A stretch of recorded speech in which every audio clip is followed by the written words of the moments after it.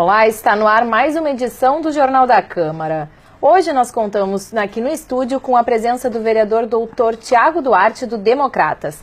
Lembrando que toda segunda-feira nós recebemos um parlamentar para que ele possa falar dos objetivos e expectativas para esta legislatura.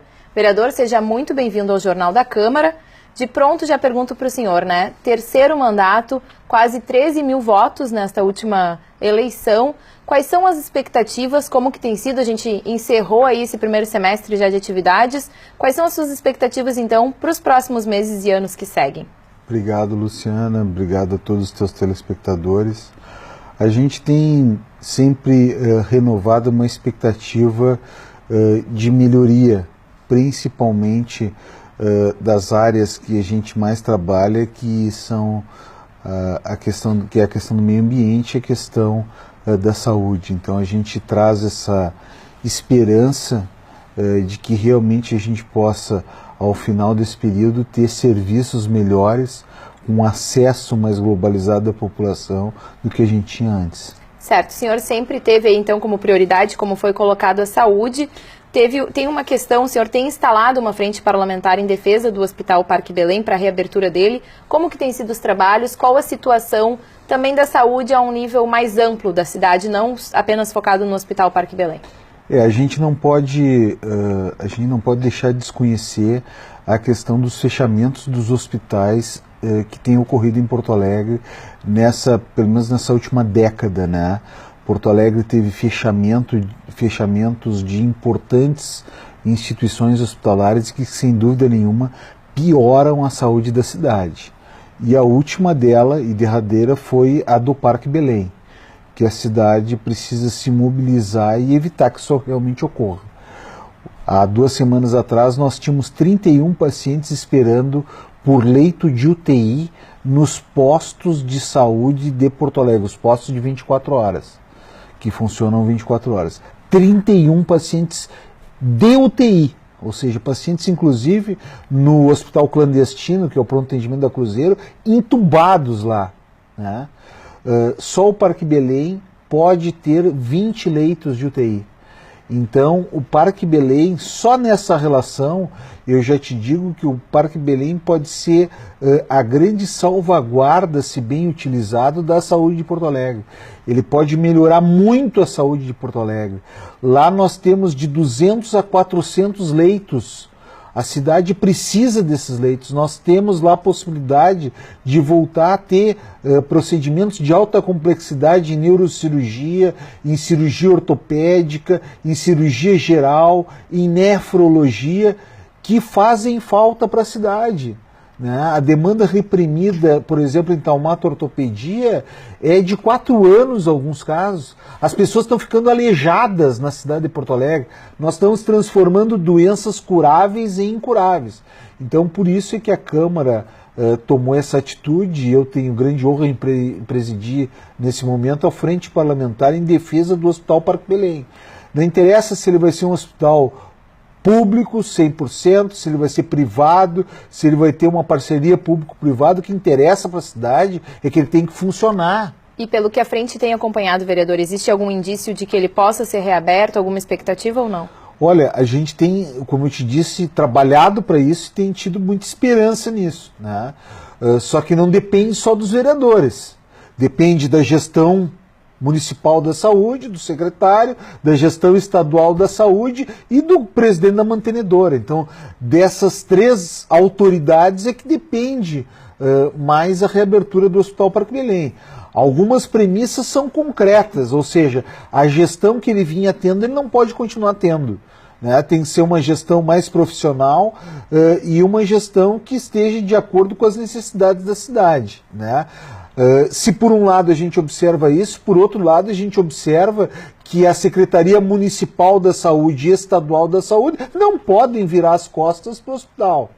Então a Câmara de Vereadores, com o seu intuito fiscalizador, vai cobrar muito dessas autoridades a ação. Nós precisamos parar de sair do discurso e entrar na prática, né?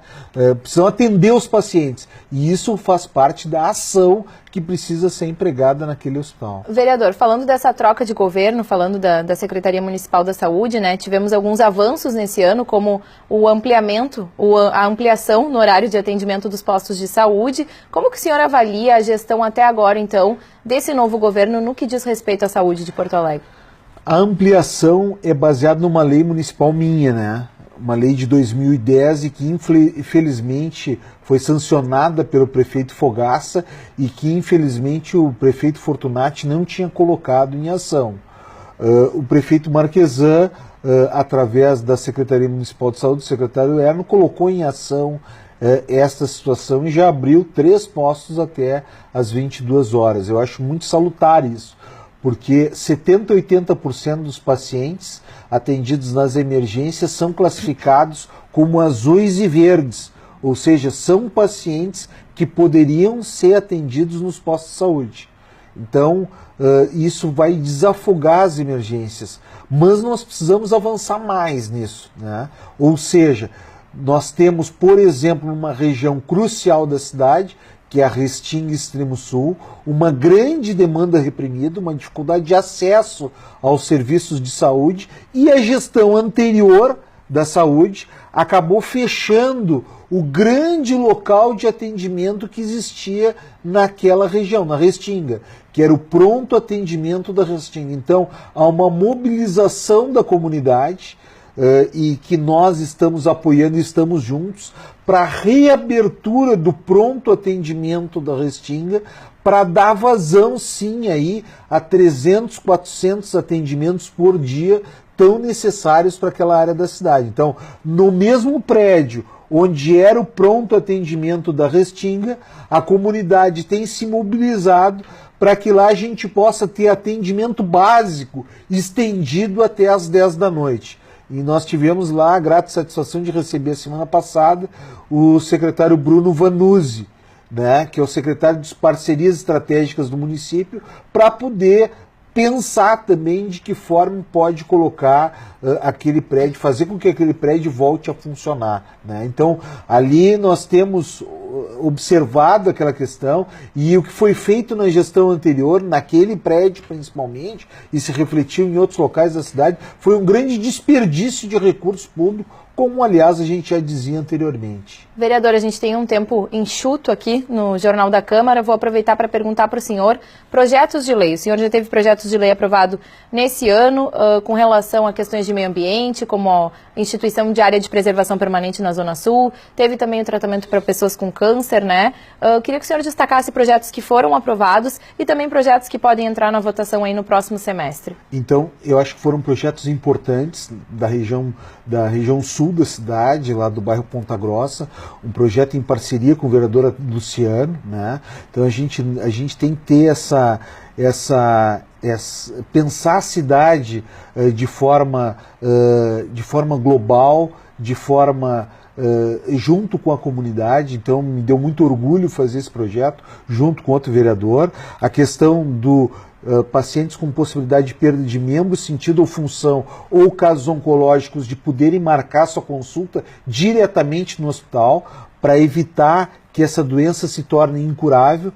E, sem dúvida nenhuma, a gente tem conversado muito com o EPTC com relação à questão do transporte hidroviário para a região sul da cidade. Eu te mostro aqui, isso aqui foi uma foto retirada em 2011, estou ali com alguns pescadores da região do Lani, o então vereador Beto Mecha, um grande ambientalista e conhecedor profundo dessa área ambiental, e nesta visita que nós fizemos ao extremo sul da cidade, nós acabamos mostrando, né, e demonstrando que o transporte hidroviário para a zona sul de Porto Alegre é viável. E diria mais, é indispensável que a cidade possa olhar de outra forma o rio e possa pensar em se locomover através do seu rio Guaíba, né? Então, nós acreditamos muito nessa ampliação, que sem dúvida nenhuma, num primeiro momento, pode ser uma ampliação que vai ocorrer nos horários mais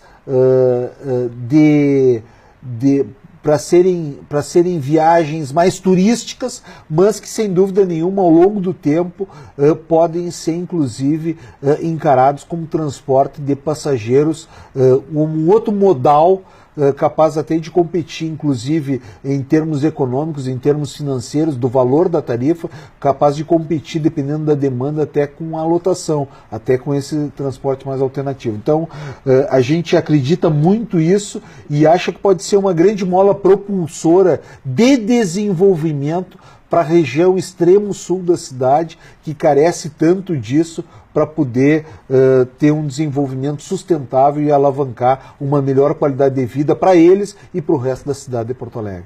Certo. Vereador, para a gente concluir só, queria falar da sua presença. Hoje o senhor integra, então, a Comissão de Constituição e Justiça. Durante um tempo o senhor já até presidiu mesmo a Comissão de Saúde e Meio Ambiente. Como tem sido essa experiência, então, né, de receber os projetos de lei na CCJ?